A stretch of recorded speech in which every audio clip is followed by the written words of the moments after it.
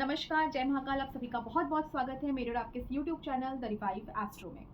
जब भी कोई स्टूडेंट एग्ज़ाम का प्रिपरेशन करता है, खास करके एंट्रेंस एग्ज़ाम्स जो कि कॉम्पिटिटिव एग्ज़ाम्स होते हैं, तो यहाँ पर सबसे क्रूशियल टाइम होता है 11th-12th का, या तो फिर ड्रॉप लेके जब प्रिपरेशन करते हैं, चाहे वो नीट का हो, चाहे आईआईटी का प्रिपरेशन हो, तो वो टाइम बड़ा ही इंपॉर्टेंट और क्रूशियल बन जाता है। मैंने भी ये चीज़ें एक्सपीरियंस की है अपने लाइफ में। ये प्रेशर सिर्फ एक इंसान का नहीं, उस पूरी फैमिली का होता है। वो पूरी फैमिली इन्वॉल्व होती है उस प्रिपरेशन के लिए, और ये सिर्फ प्रिपरेशन नहीं, ये तपस्या बन जाती है। तो आज मैं आपको ये खास वीडियो के थ्रू बताने वाली हूँ कि इस टाइम पे सबसे बड़ी गलती कहाँ होती है लोगों से, क्योंकि बहुत सारे ऐसे आजकल केसेस मेरे पास आते हैं जहाँ पर प्रॉब्लम्स सिर्फ छोटी सी होती है, लेकिन इसके वजह से आपको रिजल्ट मिलते मिलते बहुत देर हो जाती है, या फिर रिजल्ट मिल नहीं पाता लाइफ में। तो इसमें बात करेंगे आज इस वीडियो में, ताकि आपको बहुत सारे गाइडेंस मैं दे सकूं इस वीडियो के माध्यम से। बने रहिए मेरे साथ लास्ट तक। और मैं हूं Sanchita Ghosh, astro vastu consultant, tarot card reader and life coach. तो चलिए बात करते हैं एग्जाम की। तो जब हम एग्जाम्स यानी कि 11th-12th के एंट्रेंसेस के प्रिपरेशन की बात करते हैं, 11th-12th तो नॉर्मल स्कूल नहीं है, यहाँ पर हम एंट्रेंस की भी तैयारी करते हैं। यहाँ पर हम साथ में नीट की प्रिपरेशन भी चालू कर देते हैं, आईआईटी की प्रिपरेशन चालू कर देते हैं। तो बहुत सारी चीज़ें हमारे ऊपर एक साथ आ जाती है। इस टाइम पे जो प्लैनेट है जो कि हमें सपोर्ट देता है, वो प्लैनेट है जुपिटर। जुपिटर एक ऐसा प्लैनेट है जो अमृत वर्षा करता है आपके लाइफ में। जिसके पास अमृत है, आपकी किसी भी परेशानी में आप फंसे हुए हैं, उसको निकालने की एफिशिएंसी है जुपिटर में। तो जुपिटर एक ऐसा प्लैनेट है जो कि आपको विजडम देता है, आपको समझ देता है कि आपको किस टाइम पे क्या करना है और क्या नहीं करना है। जैसे कि मरकरी है, मरकरी इंटेलिजेंसी देगा, आपको ये बता देगा कि भाई कॉन्सेप्ट ये है, आपका बुक में ये लिखा हुआ है, आपको ये चीज़ें पढ़नी है। लेकिन जो ऑन द स्पॉट आंसर जो आपको देना है कॉम्पिटिटिव एग्जाम में, कौन से को आपको टिक मार्क करनी है उस टाइम पे, वो विजडम आपको देगा जुपिटर। तो जुपिटर का स्ट्रांग होना इस टाइम पे बहुत इंपॉर्टेंट है। वही आपको कॉम्पिटिटिव एग्जाम में क्लियर कराएगा, सक्सेस देगा। और वो जो 1% होता है ना, जहाँ पर लक फैक्टर होता है, वो जुपिटर ही आपको साथ देता है उस टाइम पे। तो इट्स वेरी इंपॉर्टेंट कि जुपिटर आपका अच्छा रहे। लेकिन यहाँ पर कंप्लेन्स किस चीज़ की होती है?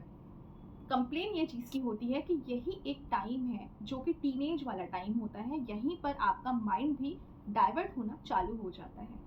11th-12th वाला जो टाइम है, ये बहुत ज़्यादा इंपॉर्टेंट टाइम है, जहाँ पर बच्चों का एक हार्मोनल चेंजेस होता है, माइंड में बहुत सारी चीज़ें आती हैं, न्यू फ्रेंड्स भी बनते हैं। और यहाँ पर बाई चांस अगर आप रिलेशनशिप में चले गए, तो फिर मान के चलिए यहाँ पर डिसबैलेंसिंग, आपकी जो एग्ज़ाम की जो पैटर्न चल रही थी, एक फ्लो चल रही थी, वो डिसबैलेंसिंग होने के चांसेस बहुत बढ़ जाते हैं।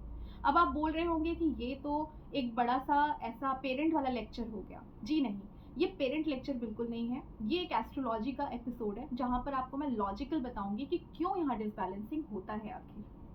जब हम रिलेशनशिप में जाते हैं, तो यहाँ पर हम वीनस की बात करते हैं, वीनस यानी कि शुक्र।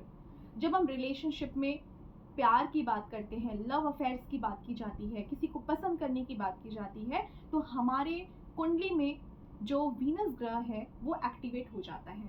वीनस एक्टिवेशन से हमारा माइंड जो है वो प्यार और रिलेशनशिप की तरफ ज़्यादा इंक्लाइंड हो जाता है।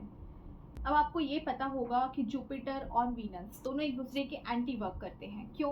क्योंकि जुपिटर है देवगुरु, और वीनस जो है वो दैत्य गुरु है, यानी दैत्यों के गुरु कहा जाता है उनको।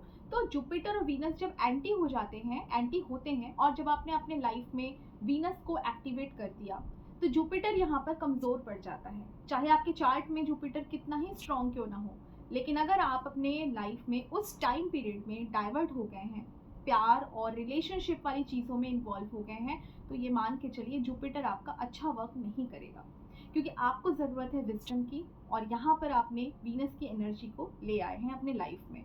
तो इस टाइम पे वीनस की एनर्जी को आपने एक्टिवेट कर दिया, और आपकी स्टडी जो है वहीं पर खराब होनी स्टार्ट हो गई। ये रीज़न होता है, पेरेंट्स हमेशा बोलते हैं कि पहले स्टडी कर लो, लाइफ में बाद में सारी चीज़ें आपको मिल जाएंगी। बहुत सारी चीज़ों के लिए टाइम है, लेकिन स्टडी का टाइम जो है वो बड़ा स्पेसिफिक होता है। पेरेंट्स जो आपको समझाते हैं वो यूं ही नहीं समझाते, इसके पीछे बहुत सारी लॉजिक है। क्योंकि हमारी इंडियन जो कल्चर है, हमारी इंडियन जो वेदास हैं, हमारे जो शास्त्र हैं, इसमें सब कुछ लॉजिक बेस्ड है। इसमें लिखी हुई है एज, कि किस एज में क्या करना है। नहीं तो बचपन में ही शादी करा के गुरुकुल में बाद में भेजते। लेकिन गुरुकुल में पहले क्यों भेजा जाता है पढ़ने? क्योंकि एक एज होता है जब आपके वीनस को एक्टिवेशन नहीं चाहिए, आपके जुपिटर को एक्टिवेट कराना है। वीनस को एक्टिवेशन हमें बाद में चाहिए क्योंकि पैसे, शोहरत, प्रॉस्पेरिटी, ये सारी चीज़ें हमें बाद में मिलेंगी after the completion of your education. तो इस तरीके से हमारी लाइफ का सीक्वेंस होता है। तो इसलिए वो सारे स्टूडेंट जो मेरा ये वीडियो आज देख रहे हैं, आज आप इस चीज़ को समझने की कोशिश कीजिए कि आपकी लाइफ में पढ़ाई इम्पॉर्टेंट अगर आपके लिए है, और अगर सच में आपको सक्सेस होना है लाइफ में, सच में कुछ लेवल पे आना है, जो एग्ज़ाम आपने सोच के रखा है उसे क्लियर करना है, तो भूल से भी रिलेशनशिप जैसी चीज़ों में ना आए।